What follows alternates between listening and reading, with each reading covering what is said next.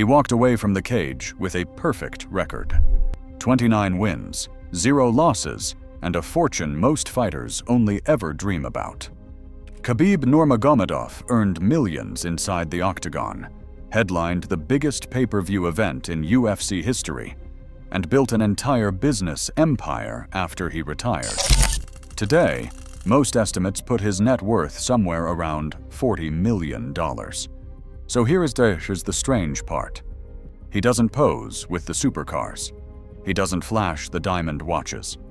He still says, out loud, that he needs nothing more than bread and water.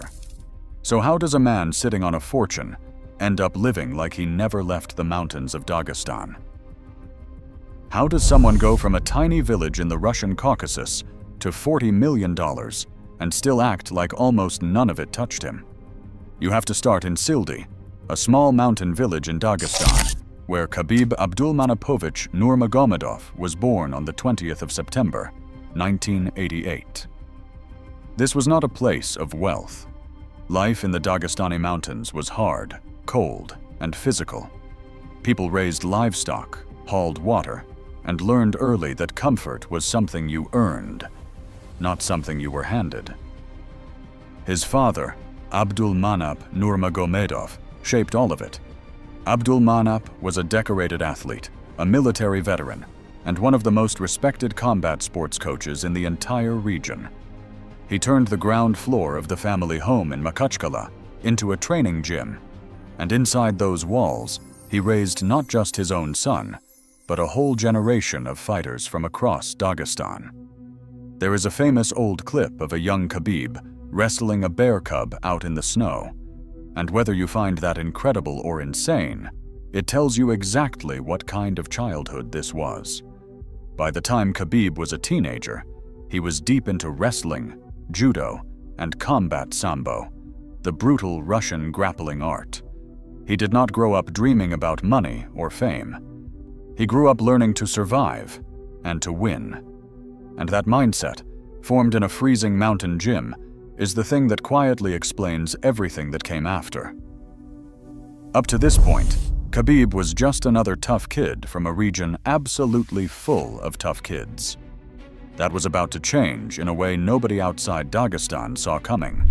He turned professional in 2008, and right away, his style was unmistakable. He did not dance around looking for a highlight knockout. He walked opponents down, dragged them to the mat, and smothered them under relentless pressure until they simply had nothing left to give. He became a 2-time combat sambo world champion, and he stacked win after win across regional promotions in Russia and Ukraine, without ever losing a single time. When he finally signed with the UFC and made his debut in 2012, the wider world got its first real look at him inside the octagon. And the results did not change one bit. Rafael dos Anjos, Michael Johnson, Edson Barboza. One after another, elite fighters walked in confident and walked out beaten. The frightening part was not just that Khabib won, it was how little damage he took doing it. He would leave the cage barely marked while his opponent looked like they had been through a car crash. There is a reason this story is still talked about today.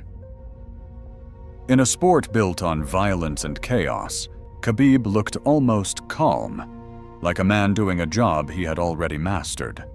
His fans started calling his style smesh, his own word for the way he flattened people. He climbed all the way to #1 in the pound-for-pound rankings, the unofficial title for the best fighter on the planet, regardless of weight class, and stayed there. Fans spent years begging for a fight between Khabib and the other great of the division, Tony Ferguson, a matchup that got booked and fell apart so many times, people started calling it cursed. It never happened. And yet, even without it, almost nobody disputes that Khabib retired as the greatest lightweight the UFC had ever produced. But the fights that made him a legend also made him rich, and that is where the money really starts. Here is the part most people forget. When Khabib first arrived in the UFC, the paychecks were small. His debut win reportedly earned him somewhere around $16,000. Solid money for a young fighter, but nowhere near a fortune. For years, he climbed the ladder on modest purses, building his record and his name one win at a time. Then, in April of 2018, he beat Al Iaquinta to claim the UFC lightweight championship, and the disclosed purse for that night reportedly crossed $500,000. For most fighters, that alone would be a career-defining payday. For Khabib, it was just the warm-up. Because waiting for him was the biggest grudge match the sport had ever seen. Conor McGregor, the Irish superstar, the trash-talking, money-printing face of the entire UFC. The two of them headlined UFC 229 in Las Vegas in October of 2018, and the build-up was pure poison. McGregor insulted Khabib's family, his country, and his religion. Khabib mostly stayed quiet and let all of it build. Then he got McGregor inside the cage and dominated him, tapping him out in the 4th round. Roughly 2.4 million people bought that pay-per-view. To this day, it is one of the most watched events in UFC history, and Khabib reportedly earned somewhere around $6.5 million for that single night. Think about that for a second. A kid who grew up hauling water in a mountain village had just made more in one evening in Las Vegas than his entire village might see in a generation. There was a dark footnote to that night.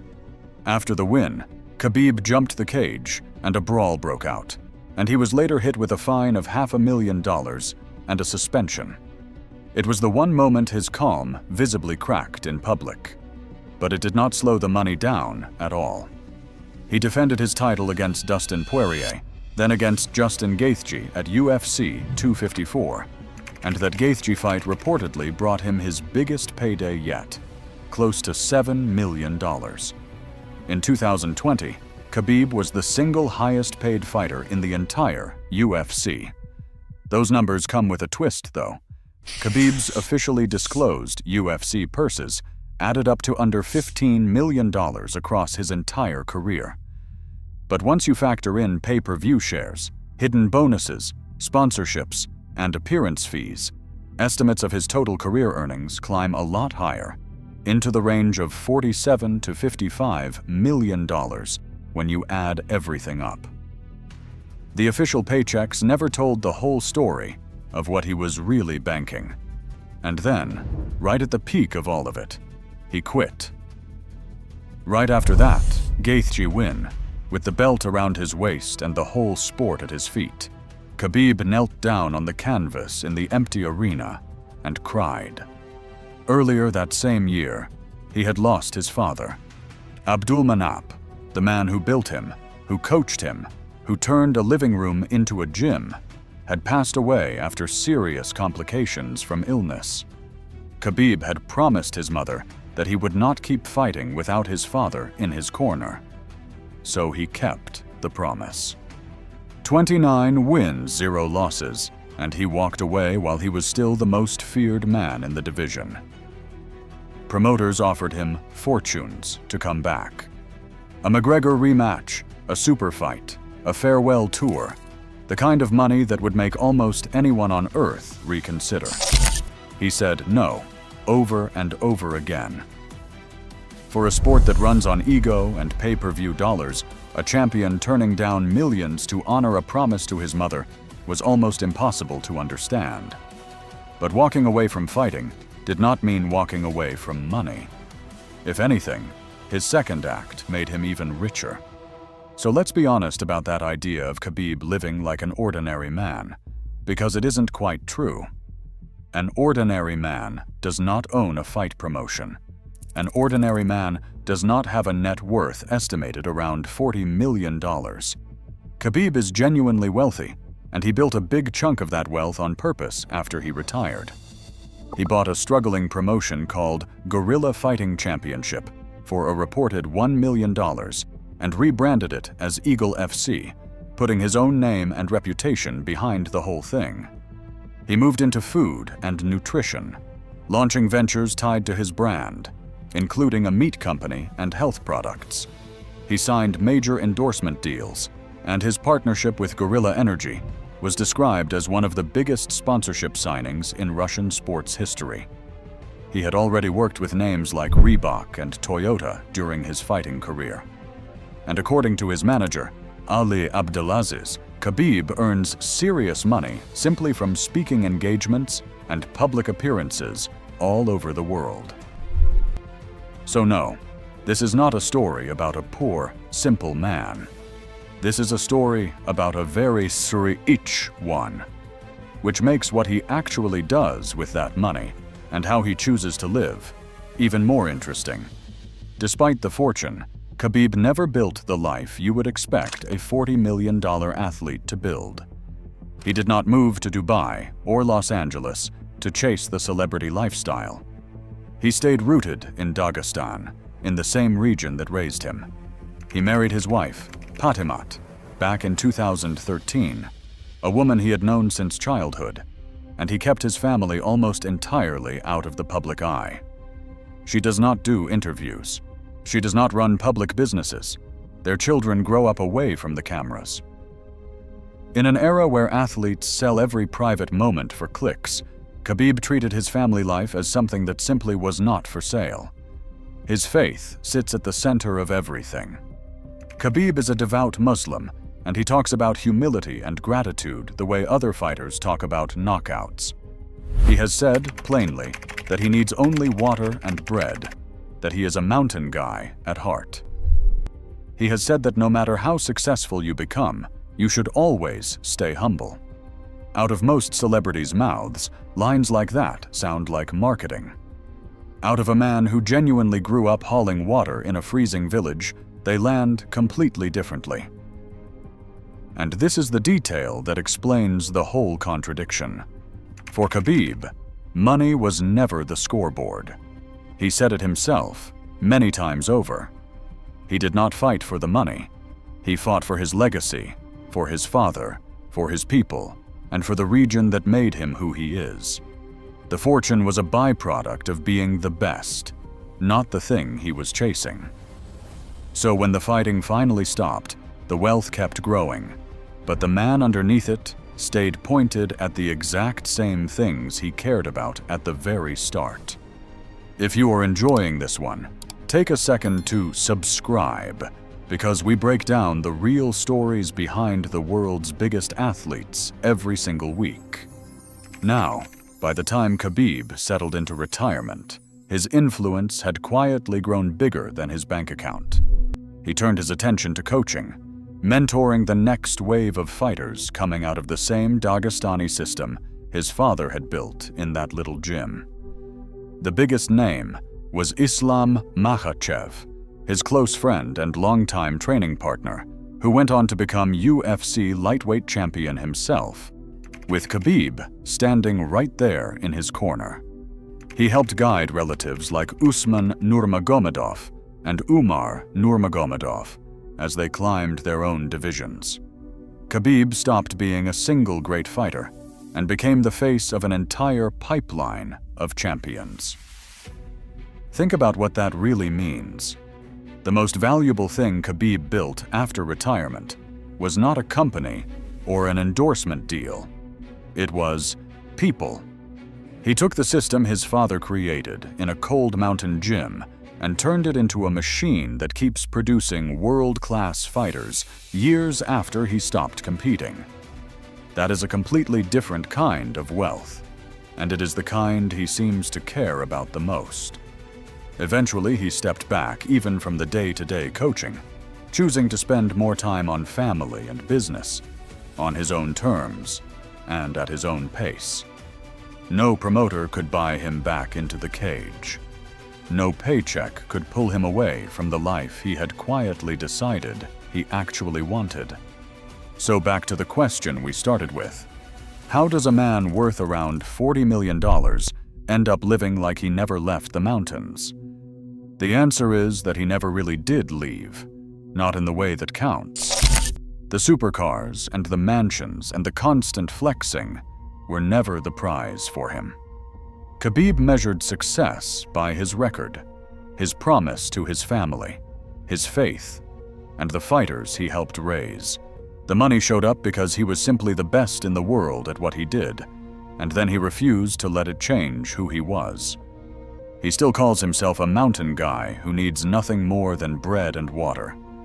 Except now, that line is not about being poor.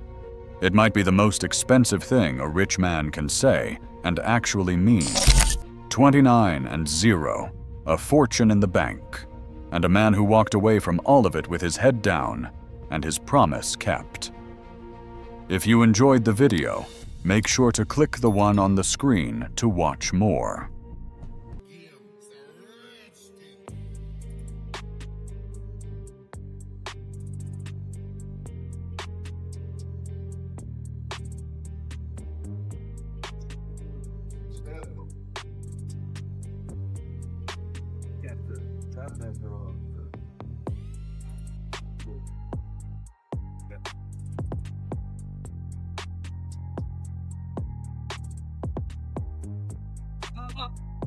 Double grand.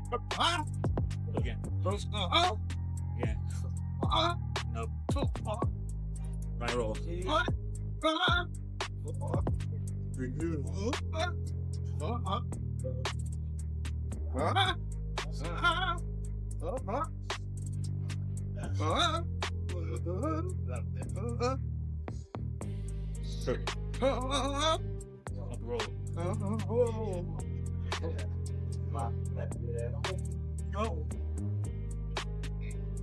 Go right hand. Right hand hook. Again. Hook right hand.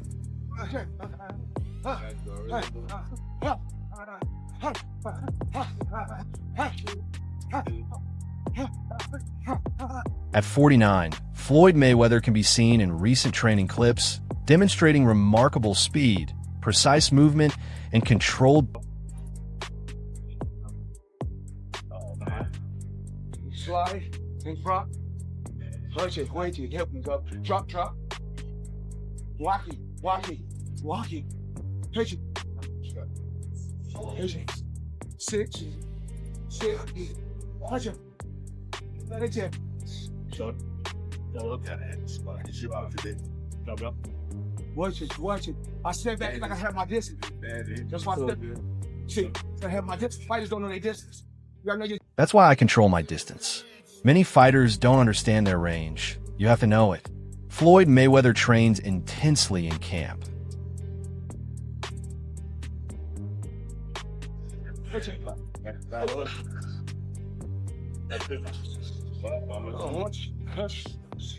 get touched on time. Hedge it. It's a roll. Hedge it. In camp, Floyd Mayweather focuses on speed and leg strength by performing vigorous rope skipping drills.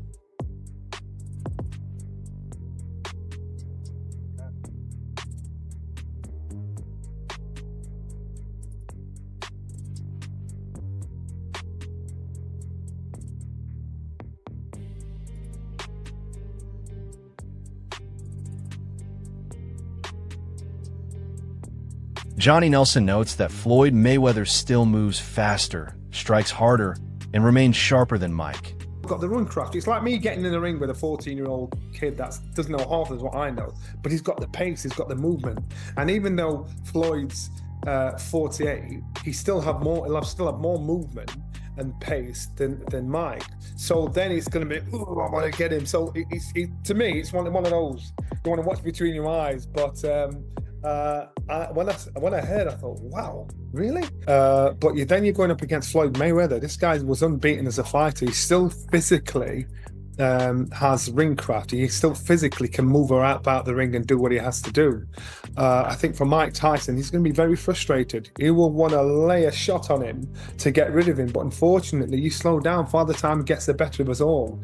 And even though I think when it comes to a fan's favorite, I'm quite sure most of the fans I'd love to see Mike Tyson put Floyd in his place, and that's probably what will be the attraction as well. But you've got to remember, Mike Tyson's 59 years old. You've got to remember, Floyd Mayweather is still hitting the bag in the gym. He's still moving around, even though he's 48 years old. So Tony Jeff points out that Floyd is stepping into the ring with Mike, mainly to generate huge viewership, reasoning that exhibitions... Yeah, I'll be able to beat him. I mean, remember when Floyd fought Manny Pacquiao? Like, he waited until Manny got knocked spark out from Marquez, and then he was like, yeah, now's my time to fight him. I just don't believe that Floyd would have fought Mike Tyson if Mike Tyson didn't fight Jake Paul. But Floyd seen that Mike Tyson couldn't hardly walk to the ring. When he got to the ring, he couldn't move around. Jake Paul was running circles around him. And that being said, I'm a huge Mike Tyson fan, like huge. But we see what Floyd's doing here. He's like, yeah, I'm going to get in there with Mike Tyson, who couldn't do anything with Jake Paul. I'm going to get millions of dollars. Well, yeah, I'm up for that. But again, I don't blame Floyd Mayweather for doing this. In boxing, I always say, you know, there's not much money in it for the regular people like me and you if you're a fighter. But for someone like Floyd Mayweather and Mike Tyson, they will earn absolutely millions. Since both men are legendary figures, it seems the primary purpose of this matchup is financial, with entertainment. Tyson exhibition, and then it's going to happen April 25th in Congo. That's the plan. The Congo? Wait, is Don King part of this? It's the Congo? Let's bring him back, right? Hey, let my people go, baby. Let's get it. These are the only two living icons, boxing icons. Mike Tyson is an icon. All right, Floyd Mayweather, that's debatable. But Floyd Mayweather, Manny Pacquiao, that's debate. I mean, by now they're probably icons. Mike Tyson, icon versus icon in an exhibition effort. You might as well. I want to say this though. If you guys thought Mike Tyson was pulling punches against Jake Paul and that wasn't real, well, he ain't gonna pull no punches against Floyd. Like, that dude has shown that he hated. Remember his faint punch at Floyd? Floyd ain't moved though. Wade Plemons says watching a legend like Floyd hasn't really changed, but Wade Plemons notes that seeing a legend like him compete at this stage... I always thought that Floyd Mayweather had financial troubles because of the money he owed to the IRS, because of the terrible, terrible business and you know, real estate investments that he's made, and apparently some of these have gone under, and he is owed back rent, or he is owing back rent, and he is delinquent on a lot of payments for a lot of different things right now. These things seem to have added up for Floyd, and now it's pretty apparent that not only is he doing these, you know, bank robbery style exhibitions, but it looks like he absolutely needs to do it, which is very, very sad. Listen, I'm not the biggest fan of Floyd Mayweather as an individual outside of the ring, but I never want to see athletes have their money mismanaged or mismanage their own money so badly that they go broke in retirement, and it looks like that's kind of what's happening. And here's a snippet from Business Insider because it made me want to pay for the entire article. Tony Jeffrey's comment. Tony Jeff suggested that Floyd Mayweather's return is fueled more by ego than pure competition. He noted that the recent Tyson versus Jake Paul bout became the most watched boxing event, and Floyd, known for his pride, cannot tolerate being overshadowed. Jeff explained that this drives Floyd to reclaim attention and aim for record-breaking viewership, proving he still dominates the spotlight. He emphasized that Floyd thrives on being the center of attention, setting benchmarks, and maintaining relevance, showing that this comeback is as much about spectacle and ego as it is about legacy or sporting achievement. And you, if you're a fighter, so we've got to make as much money as we can while we can, and then get out of the sport. But with these two, they're multi-millionaires. And I want to get into the tail of the tape and talk about exactly the records and all of that stuff with it. But first, I just want to say, like, I believe that these are doing this for different things. Mike Tyson is doing it purely for the money. Purely for the money. Floyd is doing it for the money as well, but also I believe Floyd's doing it for that limelight. You've seen the numbers that Mike Tyson, Jake Paul got, and I think this is the most viewed fight of all time. Mike Tyson, Jake Paul. I might be wrong in saying that, but I'm sure it was. It was hosted on Netflix. And Floyd's been one in the past with his ego that he wants to just, you know, be in that limelight all the time. And when you're not in the limelight all the time, you want to have that limelight. Ariel Helwani recently weighed in on the uncertainty surrounding high-profile boxing matchups. He explained that while figures like Carl Froch might interpret announcements as endorsements, the reality is far more complex. Ariel stressed that he's not organizing or financing these fights and pointed out that crucial details, dates, venues, rules, remain unclear. Regarding Mike Tyson, he noted that after Tyson's exhibition with Jake Paul, public excitement for another similar event is limited. Ariel suggested that a matchup following Tyson versus Roy Jones Jr. would have been a blockbuster, but the timing after the Jake Paul fight reduces hype. He also highlighted Tyson nearing 60 and Mayweather's long absence from the spotlight, making fan interest uncertain. Finally, Ariel discussed how vague announcements can serve to test public reaction or attract investors. People like the likes of Carl Froch viewed that as an endorsement. Like, look, man, I'm just working. It's a big opportunity to be on Netflix. I didn't put the fight together. I'm not paying these guys. So, let's chill out. But all right, I'm not going to poo-poo this. I just don't know what CSI is. And the way it was presented made me think that there was like a secondary press release to come, that they'll be involved in like some sort of like virtual boxing thing. Like, it just didn't seem real. You know why it didn't seem real? I'll tell you why. There's no date attached to it. There's no venue attached to it. Forget rules, exhibition, not exhibition, weight. I mean, here's a guy who fought a heavyweight fighting forget all that. These things can get figured out, the fine details. The fact that it was announced, why announce something with no date or location attached to it? Trying to get some investors or something like that. But maybe also testing the waters. If the response was overwhelmingly positive, maybe you go, okay, we move forward.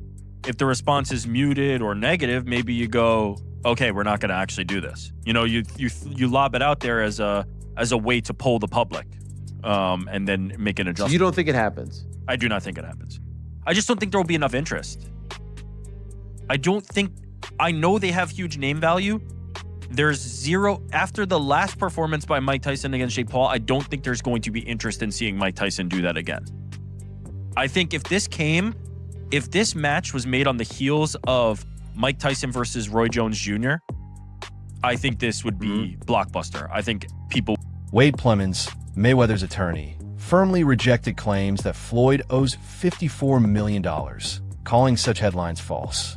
He acknowledged, however, that the upcoming fight is clearly motivated by money, describing it as a straightforward cash grab. Plemons was also frank about the matchup itself, predicting it will disappoint serious boxing fans, offering little excitement beyond watching Mike Tyson step into the ring. He recalled the history between the two legends, noting that Tyson once labeled Floyd a small little angry man, and highlighted past disputes and Tyson's loyalty to Muhammad Ali, which made a prime era matchup unrealistic due to differing weight classes. At this stage, Plemons emphasized, the exhibition is driven more by entertainment, ego, and revenue than by genuine competition, reflecting the unique and unusual dynamic between these two iconic fighters. Mayweather could be facing money trouble, citing an estimated $54 million in debt, property foreclosures, multiple lawsuits piling up. Mayweather's attorney strongly denies he's any kind of financial distress, but the headlines aren't slowing down. $54 million alleged dollars in debt. So it makes sense why they would want to do this, and it's strictly for money, let's be honest. This is a clear money grab, but this is going to be a terrible fight. This is not going to be a fight that anyone outside of watching Mike Tyson walk to the ring and the idea that maybe he'll knock out the little guy in Floyd that Tyson for a long time didn't like. For a long time called Floyd a small little angry man or a small little scared man because he couldn't walk his kids to school by himself, mainly because Floyd had, he kind of disrespected Muhammad Ali, who was Mike Tyson's favorite fighter and one that he would never put himself above. But Mike's 60 years old. And if there was a time for Mike to get him and knock him out or whatever, it never would have happened because they were in completely different weight classes and XYZ. If you wanted to settle it outside of boxing, that's one thing, but now there's... Roy Jones Jr. recently weighed in on Floyd Mayweather's future plans, noting that following his exhibition with Mike Tyson, Floyd is seriously considering a return to professional boxing. Jones highlighted that a rematch with Manny Pacquiao is increasingly on the table, fueled by fan and analyst demand. He explained that criticism from their first fight still lingers, with many insisting a true rematch is overdue. According to Jones, Floyd is motivated to re-establish himself in the ring and address this unfinished business. With Floyd actively preparing and public interest high, Jones believes a rematch could realistically happen within the year. The boxing community is excited at the prospect, viewing it as a historic showdown and an opportunity to finally settle lingering debates. As a ref too. They both did. But you've done a lot of Floyd fights. And I've done a lot of Manny Pacquiao fights. Matter of fact, at one point in time, I had done more Pacquiao fights than I had done Floyd fights. Really? Yes. Wow. I mean, they were close neck to neck, but... Do you know how many? How many Floyd fights have you done? Well, I did, because I did a lot of his exhibition fights after he retired. And believe it or not, I could negotiate how much I make on those exhibition fights, whereas on the professional fights, the commission made that decision. So it's no favoritism, Floyd, you just... That's right. And the other thing that made me favorite, on certain fights, our commission will give each camp the name of 3 referees and say, pick one. It don't mean this is the one you're gonna get. And then they'll give them the name of 5 judges and say, pick 3. Don't mean that what you pick you're gonna get. But at least they're getting, the commission is getting their voice as to who they choose. And after a certain amount of time, if Kenny Bayless' name keeps coming up, then that says something about my work. Yeah. That says something about my work in the ring. Roy, you ever had a chance to pick a ref or petition for a ref? I have had a few chances to accept or deny. And there have been several times I have denied because I felt like the referee was more into the other guy or was more into the other guy's promotional team. Yes. You remember that ref?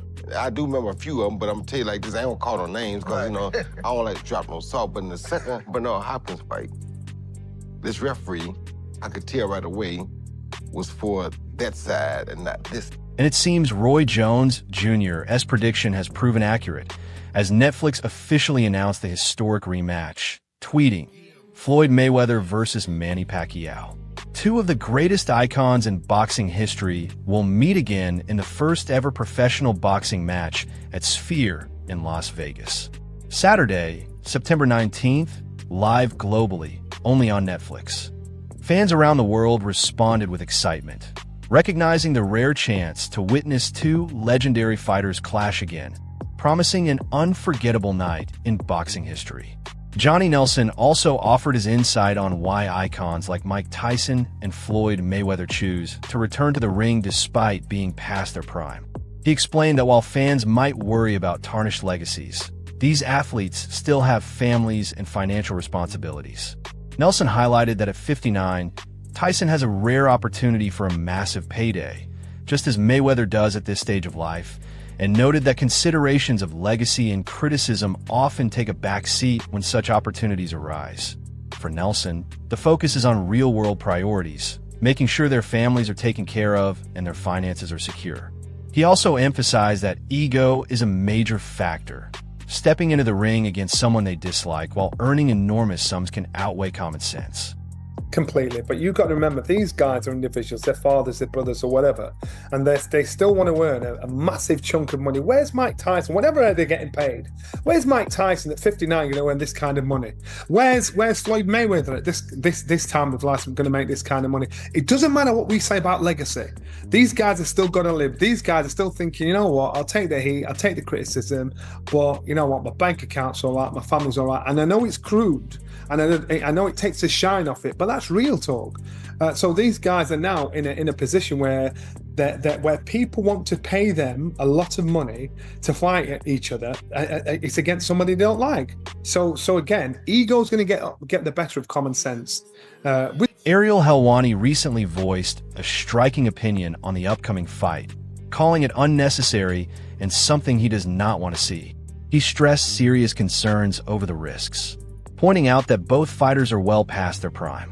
Helwani emphasized that entering the ring at this stage is inherently dangerous, and while fan curiosity is understandable, the matchup carries major physical hazards. He noted that the event seems to prioritize spectacle over safety. These economic times, there's economic challenges. These corporations and companies, they're looking to make profit. And if they put out a pay-per-view, and a lot of people, another thing is the fighters. I'm blaming the fighters too, because there's a lot of guys, they're not bigger than the fighters of yesteryear. That's why you can have a Floyd Mayweather and Mike Tyson, whose brands are so big, this is going to be a big fight. It's going to be, just because it's a freak show, circus fight, whatever you want to say. Some people are going to be mad at it. I don't want to see it, blah, blah, blah. But the curiosity is always going to get the best of the masses, especially if they put this on Netflix or Amazon or whoever, right? And that's the reality. A lot of these new fighters, Gen Z fighters, people under 30, they're not marketing themselves, where everybody sees a picture of Shakur Stevenson or Keyshawn or Virgil Ortiz and know who that person is, right? Versus past fighters, everybody, at least at the time, they would have known who Mike Tyson was. They would have known who Roy Jones Jr. was, Floyd Mayweather, Manny Pacquiao, right? That's the reality of it. So that's how we got here. That's definitely how we got here. And then the other thing is piracy, people being cheap and not wanting to pay for great fights that we've had that have come with a paywall. And then now these companies see that and they're like, we're gonna get our money one way or the mother effing other. There's more than one way to skin a cat. And that's the reality of it. So now when we get these freak show fights, they've already seen that YouTuber. That's it for today's video. Stay tuned for the next one.